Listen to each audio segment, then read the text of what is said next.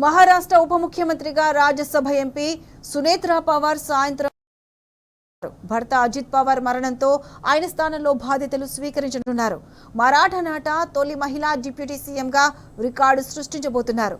మరి కాసేపట్లో జరగనున్న పార్టీ సమావేశంలో సునేత్రా పవార్ను శాసనసభాపక్ష నేతగా ఎన్నుకోనున్నారు ఎన్సీపీ నేతలు.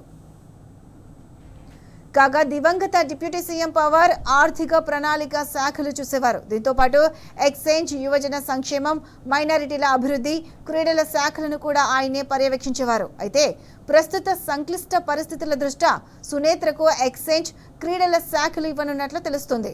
ఆర్థిక శాఖను సీఎం ఫడ్నవీస్ చూడనున్నట్లు సమాచారం. ఇక అజిత్ మరణంతో బారామతి అసెంబ్లీ స్థానం ఖాళీ అయింది. ఉప ఎన్నికలో సునేత్ర బరిలోకి దిగనున్నారు. మరోవైపు రెండు ఎన్సీపీల విలీనం ఖాయమని రాజకీయ వర్గాలు విశ్లేషిస్తున్నాయి. శరద్ పవార్ నేతృత్వంలోని ఎన్సీపీ, ఎస్పీ, దివంగత అజిత్ పవార్ సారథ్యంలోని ఎన్సీపీ కలిసిపోతాయనే టాక్ వినిపిస్తుంది. మరి రెండు పార్టీలు విలీనమైతే తర్వాత ఎన్సీపీ వైఖరి ఎలా ఉంటుందనేది క్వశ్చన్ మార్క్.